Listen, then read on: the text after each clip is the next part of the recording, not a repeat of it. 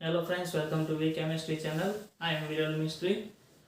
Friends, आज हम English medium में पढ़ने वाले हैं। थोड़ा सा इंग्लिश मीडियम लेंगे, लेकिन आपको पता चले उस तरह मैं पढ़ाऊँगा और इंग्लिश मीडियम में कराऊँगा थोड़ा। तो पहले मेरा जो वीडियो है 9 to 12 का बेसिक, ओके, तो बेसिक फॉर्मूला हम आज हम उसकी स्टडी करेंगे। ओके, तो हम यहाँ पे आज करेंगे बेसिक। ओके, कंप्लीट करेंगे बेसिक, जो भी हो हम बेसिक कंप्लीट करेंगे। ओके, तो उसमें हम थोड़ा सा साइंस का है एक्चुअली, लेकिन ये आता है कौन से सब्जेक्ट में? केमिस्ट्री में। ओके, केमिस्ट्री में आता है। चलो हम पहले उसे ट्राई करते हैं। ओके, थोड़ा सा मुझे पढ़ने में दिक्कत होगी, लेकिन मैं आपको अपने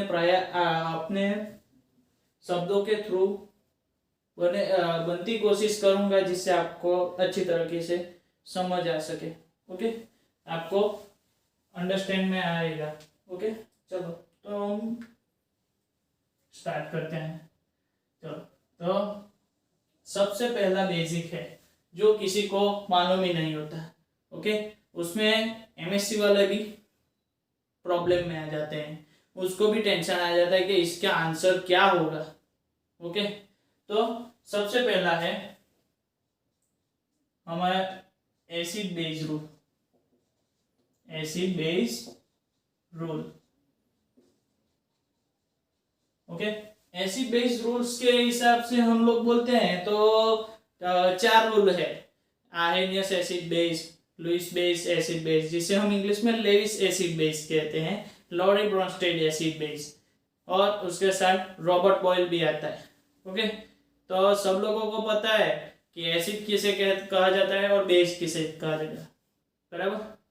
तो what is acid and what is base, अगर क्वेश्चन पूछा जाए तो सब लोग यही बोलेंगे, एसिड का स्वाद जो होता है वो खट्टा होता है, बेस का स्वाद जो होता है वो थोड़ा सा तुरा होता है, ऐसा बोलते हैं, लेकिन ये गलत है, बराबर। ओके, चलो तो हम थोड़ा सा स्टडी कर लेते हैं उसके बारे में। तो पहला है रूल मेरा, बराबर, उसमें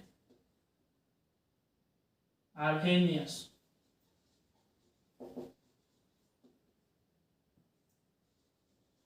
एसिड बेस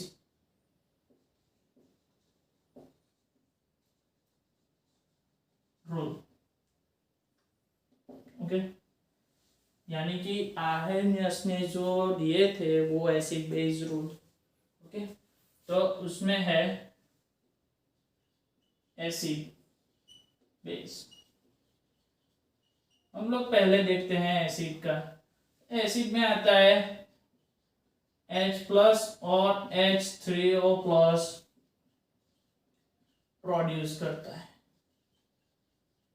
ओके, यानी कि उसका प्रोडक्शन होता है, H प्लस और H3O प्लस प्रोड्यूस होता है उसमें। रिएक्शन के दौरान, केमिकल रिएक्शन के दौरान H प्लस और H3O प्लस प्रोड्यूस होते हैं। फिर आता है OH माइनस प्रोड्यूस होता है। तो अगर बेस होगा तो इसमें OH माइनस प्रोड्यूस होंगे।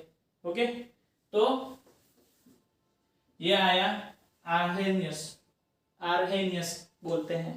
ओके, अब आता है lorry Bronsted.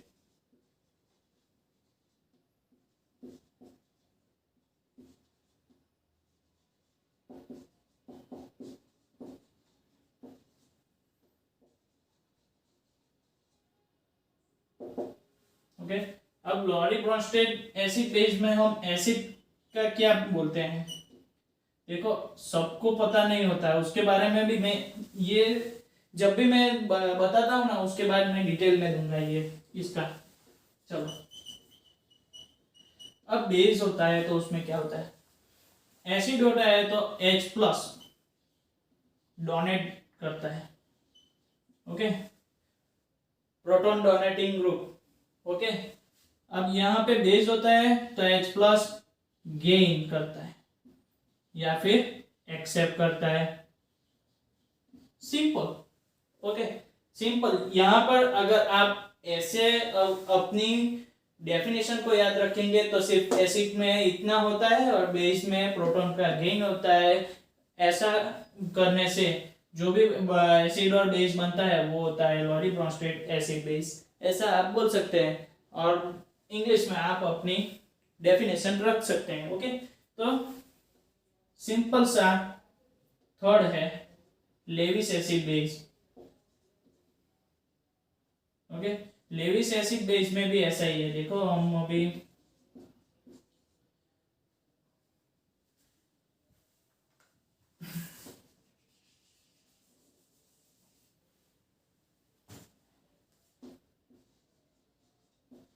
Lewis acid base rule, चलो लेविस एसिड बेस रूल में भी यही होगा, एसिड में और बेस में। देखो अब यहाँ पे डोनेट है तो यहाँ पे इलेक्ट्रॉन एक्सेप्ट होगा या फिर गेन होगा। देखो समझने वाली बात है, आपको पता भी नहीं चलेगा कि कैसे कहां से आया। ओके, यहाँ पे आएगा इलेक्ट्रॉन डोनेट होता है। ओके, यानी कि ये जो है वो एसिड जो है वो इलेक्ट्रॉन विड्रॉइंग ग्रुप है और ये जो है वो इलेक्ट्रॉन डोनेटिंग ग्रुप है। ओके, तो बेस होगा वो इलेक्ट्रॉन डोनेट करेगा, बराबर। अब यहाँ पे H प्लस होता है, हाइड्रोजन आयन। देखो अब मैं आपको बारीकी से समझाता हूं। हाइड्रोजन आयन देखो H प्लस। ओके, तो हम बोलते हैं हाइड्रोजन आयन। ओके, इतना लगते, इतना हमें पता ही है। अच्छा, तो हम लोग H माइनस को क्या बोलते हैं, मुझे ये बता। ओके, तो H माइनस को बोलते हैं हाइड्रेट।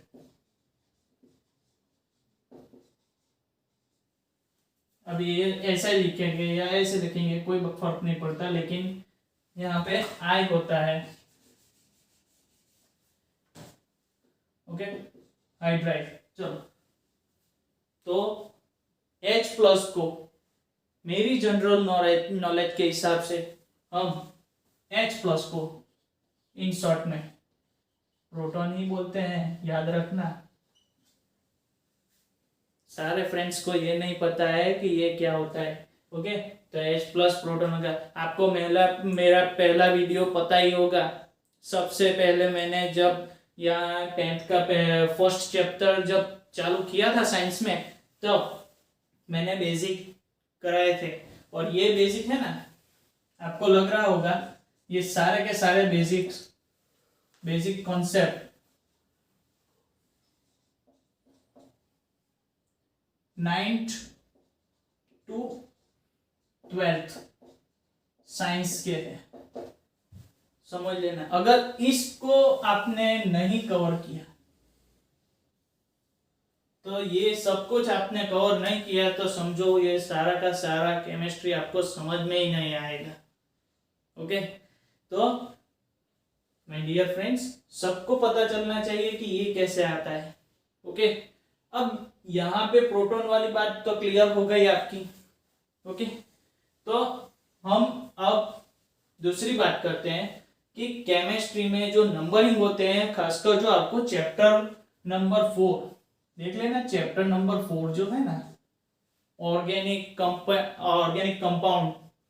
ओके, तो ऑर्गेनिक कंपाउंड में जो होता है ना, वो सैचुरेटेड अनसैचुरेटेड वो कैसे है वो आपको पता होना चाहिए। ओके, तो मैं आपको उसका कॉमन रिएक्शन और कॉमन इक्वेशंस भी बता दूंगा। तो पहला नंबर है, उसमें हम लोग नंबर को क्या बोलते हैं, नंबर्स। ओके, नंबर्स को बोलना चाहिए पहले, वो जो भी है। तो पहले नंबर हुए 2, नजदीक से नहीं लिखता हूँ, 1 2 3 4 5, ओके, 6 7 8 9 10। देखो ध्यान से लिखना, हम इसे लिखते हैं mono, di, okay, di, tri, okay, tetra. थोड़ी सी स्पेलिंग मिस्टेक होगी फ्रेंड्स, ओके, लेकिन मैं सब कुछ ऐसा नहीं करता। तो पेंटा, पहली बार इंग्लिश में है, okay, hexa, hepta, octa, nona and data.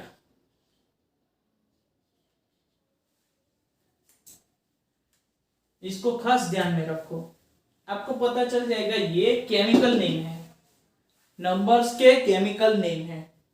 अगर आपको पूछा जाएगा, ओके, कि 2 और 3 नंबर के कार्बन्स पे क्लोरीन है, तो 2 3 डाई, 2 कार्बन कितने हैं, 2 है, क्लोरीन कितने हैं, 2 है ग्रुप, तो ये यहाँ पे आएगा, बराबर। तो यहाँ पे 2 नंबर के बारे में डाई लिखा हुआ है, ओके, सॉरी, चलो, तो डाई लिखा हुआ है तो क्या बोलेंगे, ओके, तो पेंटेन है तो 2 3 डाई क्लोरोपेंटेन ऐसे बोला जा सकता है, ओके। अगर नहीं है, नहीं प्रॉब्लम, नहीं पता चला तो मैं अभी लिख के देता हूं। आपकी कार्बन चेन है, इसमें आपके पास क्लोरीन है और यहां पे है CH3 CH2 CH CH2 CH3।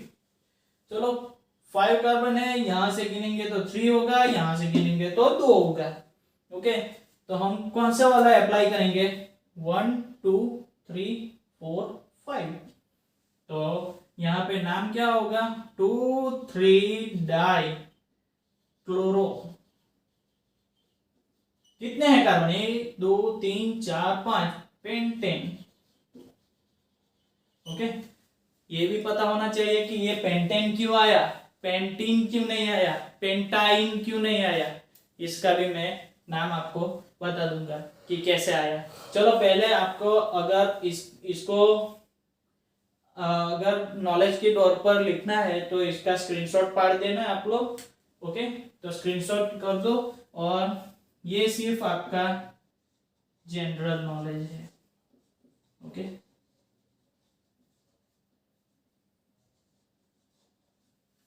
सो खास इसका ध्यान रखें, ओके। चलो अब हम आगे बढ़ते हैं।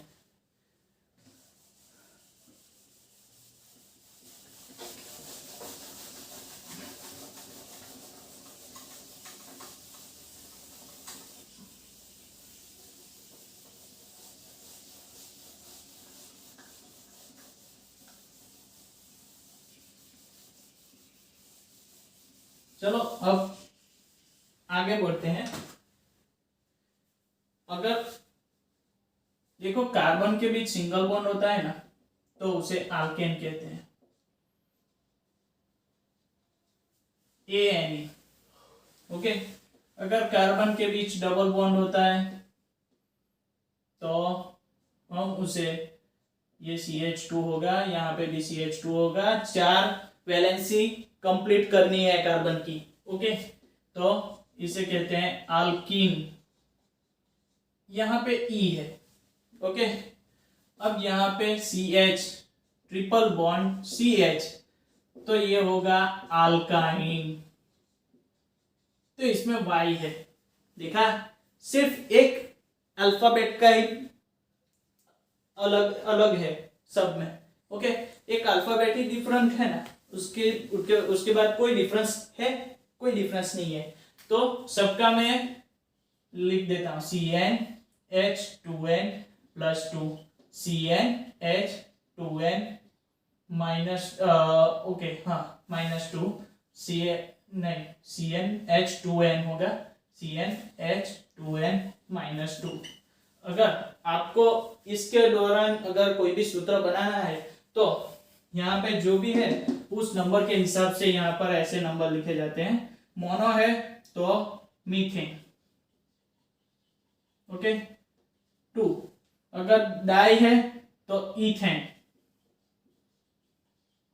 अगर 3 है तो प्रोपेन, अगर 4 है तो पेंटेन, अगर 6 है तो hexane, heptane, octane, nonane, decane. उसी दौरान हम लोग यहाँ पे मैं फिर से नंबर 1 देता हूं, ये है आल्केन का, ओके। अब ये है आल्कीन। आल्कीन में क्या होता है, आल्कीन में 2 कार्बन से शुरू होते हैं तो यहाँ पे 2 आता है तो क्या होता है इथीन। कार्बन के बीच में डबल बॉन्ड होता है ना फ्रेंड्स, चार वैलेंसी कंप्लीट करनी है, 4 वैलेंसी कंप्लीट करनी है, ओके। तो 1 2 3 4 1 2 3 4, तो हमें उसमें कोई हाइड्रोजन लगाने की जरूरत नहीं है क्योंकि मैंने यहाँ पे ऑलरेडी डैश कर दिया है। और आप अगर नहीं करना चाहते हैं तो हाइड्रोजन लिख सकते हैं ऐसे, ओके। तो उसके बाद है 3rd नंबर पर प्रोपीन। तो प्रोपीन ई आता है सब में। 4 पे है ब्यूटीन और 5 पे आता है पेंटीन, ओके। अगर इसी जगह पे हम देखेंगे कि आल्कीन, अल्काइन यानी 3rd वाला, तो इसमें क्या होगा देखो 1 नंबर, सॉरी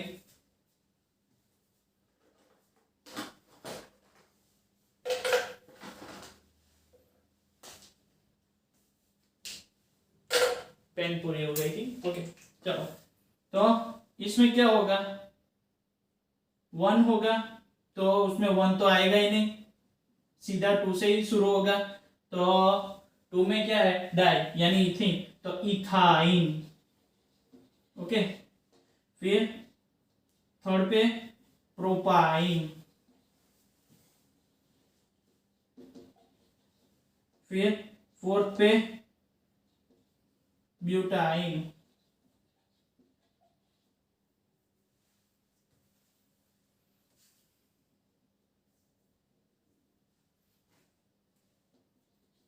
चलो 5 पे है पेंटाइन, 6 पे है हेक्साइन, ओके। ऐसे हम नाम बना सकते हैं, उसमें आइन प्रीफिक्स और सफिक्स लगता है, ओके। इसमें सफिक्स लगता है आइन, इसमें लगता है इन, इसमें लगता है एन, तो यानी इसमें होता है एन बाद में लिखा जाता है और इसमें बाद में लिखा जाता है इन, और इसमें लिखा जाता है बाद में आइन, ऐसा कुछ लिखा जा सकता है। तो समझे, तो ये हो गई आपकी टोटल बेसिक जो आपको होती है। लेकिन आपकी टेक्स्ट बुक में, हमारी जो एनसीईआरटी की टेक्स्ट बुक है उसमें सिर्फ इसका ही लिखा हुआ है, सिर्फ इसका ही डिस्क्रिप्शन है, ना कि इन 2 का, ओके। तो इन दोनों का तो होना ही चाहिए। यहाँ पे H3 आएगा, CH3 तो ये बन जाएगा इथेन, ओके। ये इथिन है, ये इथाइन है, ओके। तो ये होता है हमारा नंबर्स के आधार पर जो बेसिक फॉर्मूला है वो ये ऐसे होते हैं, ओके। जो आपको समझने में कोई भी दिक्कत नहीं हो सकती। और 10th में सबसे इंपॉर्टेंट, और 10th में 1 to 20 एटॉमिक नंबर याद रहने चाहिए। 70 नंबर पे कौन सा आता है, यानी कि 17 नंबर पे क्लोरीन आता है, ओके। आपको कोई उठा के बोल देता है 13 नंबर पे कौन सा आता है, एल्यूमिनियम आता है, ओके। पता होना चाहिए आपको, कौन से नंबर पे कौन सा एलिमेंट आता है। एलिमेंट का अगर आपको एटॉमिक नंबर भी पता नहीं है ना तो आपको कुछ पता नहीं है, वहां से ही केमिस्ट्री जीरो हो जाता है, क्योंकि केमिस्ट्री में सब कुछ आता है। ओके, क्योंकि उसमें बायोलॉजी भी समाया हुआ है और फिजिक्स भी समाया हुआ है। तो प्लीज इसको कंप्लीट करना है तो बेसिक से कंप्लीट करो। ओके, तो ये सबसे अच्छा बेसिक है जिसमें आप लोगों को सब कुछ मिल जाएगा। और यहाँ भी जैसे भी हम लोग नाम करते, चलो मैं दोनों के एक एक एग्जांपल ले देता हूँ। ये फर्स्ट वाले का आ गया है, अब ये सेकंड वाले का भी मैं लिख देता हूँ।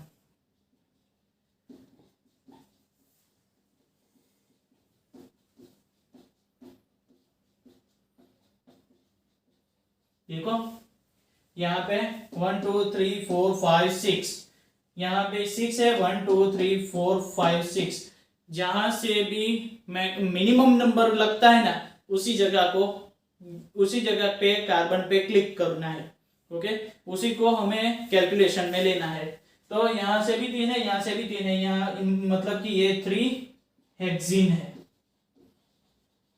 ओके, चलो, और इसका मैं एक और फोर्थ नंबर का आपको दिखा देता हूं।